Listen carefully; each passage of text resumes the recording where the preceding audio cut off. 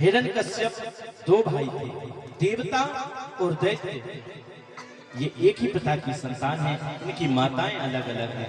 दिति के दैत्य हैं, अदिति के देवता हैं। ये दो भाई थे, हिरण्यकश्यप और हिरण्याक्ष। जब भूमि रसातल में चली गई थी तो उस पृथ्वी को लेने के लिए भगवान 12 रूप में शूकर का अवतार लेकर के भूमि को लेने के लिए गए थे। तो वहां पर ये हिरण्याक्ष ने भगवान से युद्ध किया, युद्ध के लिए ललकारा। तो भगवान ने हिरण्याक्ष से युद्ध करके उसको परास्त किया और उसको मृत्यु दंड दिया। तो उस समय जब उसको पता चला कि नारायण ने मेरे भाई हिरण्याक्ष का वध किया है, उसी समय से ये हिरण्याक्ष, ये हिरण्यकश्यप जो है, अपने भाई की मृत्यु का बदला लेने के लिए भगवान से बैर करने लग जाता है, भगवान का द्रोही बन जाता है। उस समय से ये भगवान से बहुत कपट द्रोह करने लग जाता है। भगवान की बड़ी ही तपस्या की, घनघोर ब्रह्मा जी की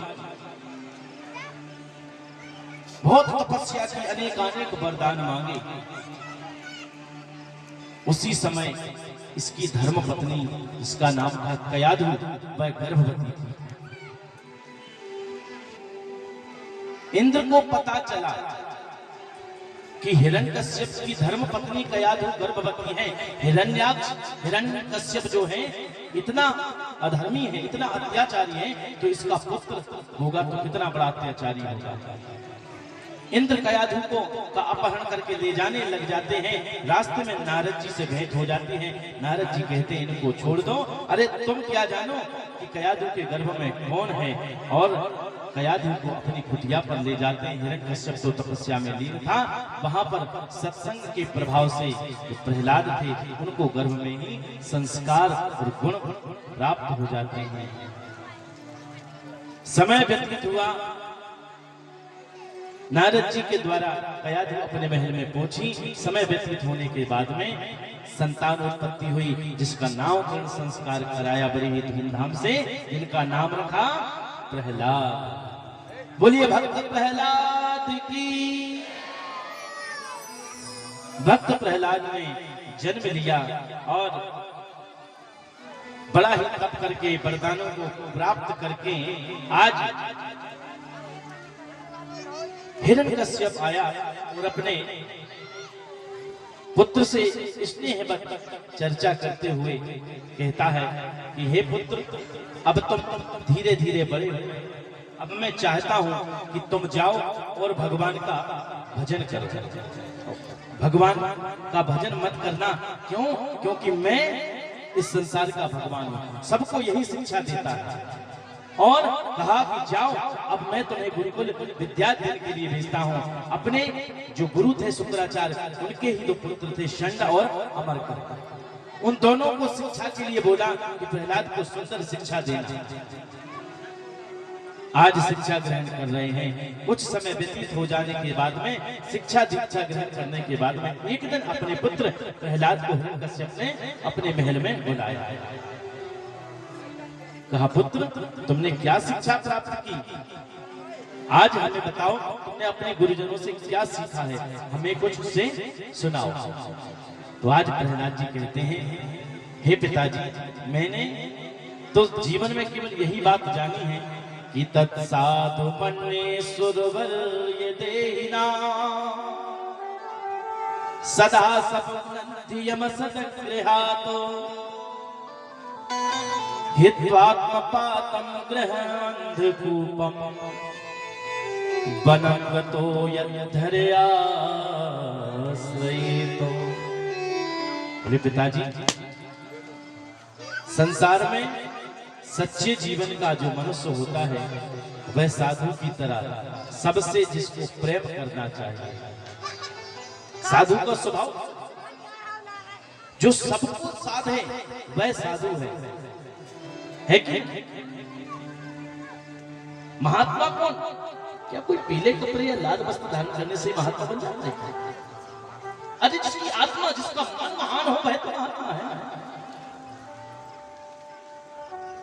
परहित सहस्र धर्म नहीं भाई, और पर पीड़ा सम नहीं अधमानी।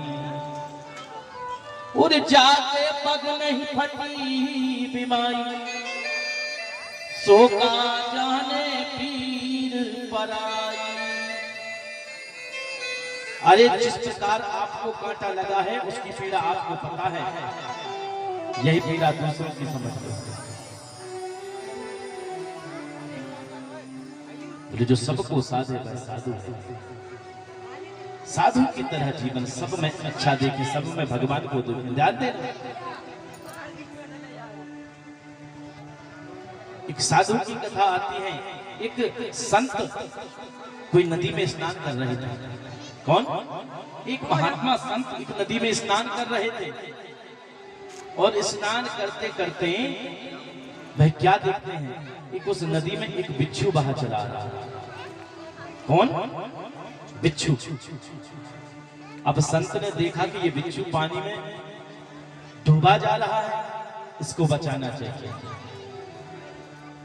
संत क्या करते हैं, अपनी अंजलि में उस बिच्छू को उठाए बाहर करने की चेष्टा करते हैं। जैसे ही उन्होंने हाथ में उस बिच्छू को उठाया, बिच्छू ने क्या कर दिया, डंक मार दिया।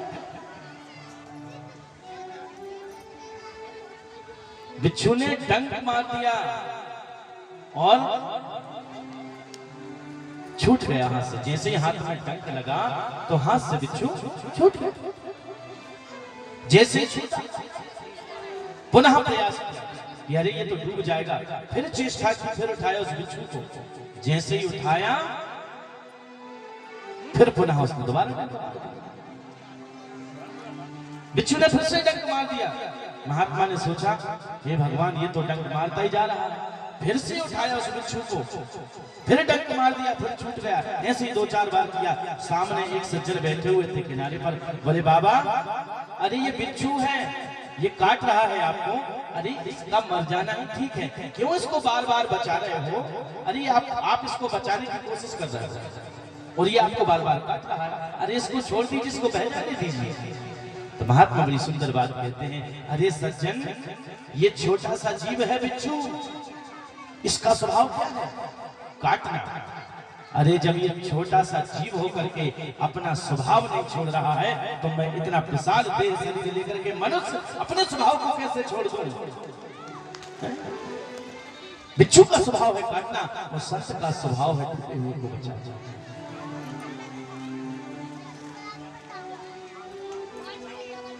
प्रहलाद जी कहते हैं, दादी, साधु की तरह जीवन जी करके सब में भगवान को देखकर भगवान का भजन किस देह से, तत्साधु मन्येश्वर बनियते ही नाम। इस देह को भगवान का दिया हुआ शरीर है, इसको भगवान के श्री चरणों में ही लगाना, उनकी सेवा। उस सदा तबुग्नित ध्यान संग्रहात, अच्छी संगत करके जो हरिवंश के लोग हैं, यानी जो भगवान का भजन करने वाले लोग हैं, उनका संग करके भगवान का भजन करें। अंतकूपम, ये जो हम संसार को अपना अपना कहते हैं ना, ये अंधकूप है, इसमें कुछ दिखाई नहीं देता है। लेकिन भगवान के नाम का जब प्रकाश पड़ता है तो मनुष्य को अपने आप का चेहरा दिखाई देता है। और अंत में भगवान का भजन करके सब कुछ छोड़ छाड़ करके वनम गतो यद्मदीयाश्रयितो, संसार को छोड़ करके सब त्याग करके वन में जा करके भगवान के चरणों का आश्रय ले लेना चाहिए।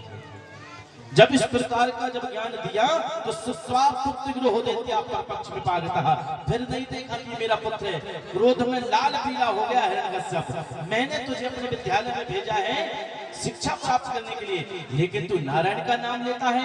मैंने तुझे कहा तू ही नहीं, इस परिवार में, इस महल में, इस राज्य में, इस संसार में कोई भी नारायण का नाम नहीं लेगा।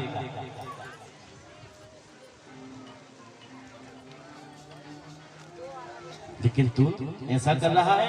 गुरुजनों को बुलाया संगामल को, इसको कैसी शिक्षा दी जा रही है, जाओ इसको ले जाओ। संडामल आए और अपने उस पुत्र को पुनः हिरण्यकश्यप ने विद्यालय में भेज दिया। गुरुजनों ने समझाया, प्रहलाद बेटा ऐसा मत बोलना, नहीं तो इस बार तो हम बच गए हैं, लेकिन अगली बार हमें भी बहुत दंड देंगे आपके पिताजी। कुछ समय धीरे धीरे समय निकला, समय व्यतीत हुआ, सुंदर शिक्षा प्रदान की गुरुजनों ने। आज फिर समय जब व्यतीत हो गया तो सोचा चलो बहुत समय हो गया है, अपने पुत्र से मिले नहीं है, चलो आज हम पुनः अपने पुत्र को बुलाते हैं। प्रहलाद को बुलाया और आकर के पूछा, बेटा तुमने अब नया कौन सा कोई पाठ सीखा है? क्या पाठ पढ़ा है तुमने? अब हमें वह पाठ्यक्रम सुनाओ, क्या है वह पाठ? तो प्रहलाद जी कहते हैं, पिताजी पाठ्यक्रम बड़ा ही सुंदर है। संसार में जब भगवान के भजन का मन नहीं लगे, लेकिन वास्तव में भक्ति का मार्ग क्या है, भगवान में मन लगाने का उपाय क्या है, उसकी सीढ़ी क्या है? क्या? श्रवणम कीर्तनम यस्यो, श्रवणम कीर्तनम विष्णु, स्मरणम पाद सेवनम, अर्चनम वंदनम दास्यम, सख्यात्म निवेदनम। कहा पिताजी भक्ति का मार्ग यही है। क्या? ध्यान देना, भक्ति का क्या मार्ग है? श्रवणम, सबसे पहले सुनना। भाई जब तक सुनेंगे नहीं तो पता कैसे चलेगा? तो भक्ति का मार्ग क्या है? श्रवणम, सबसे पहले सुनना पड़ेगा। जब सुनेंगे तब आनंद आएगा, तो क्या करेंगे? कीर्तनम, फिर भगवान का कीर्तन करो। श्रवणम कीर्तनम विष्णु, स्मरणम पाद सेवनम, फिर भगवान का स्मरण करो। जहां भी रहो बस भगवान का ध्यान रखो, और फिर उस भक्ति के द्वारा भगवान के पाद पद्मों की सेवा करो। ऐसे भगवान की सेवा करते हैं।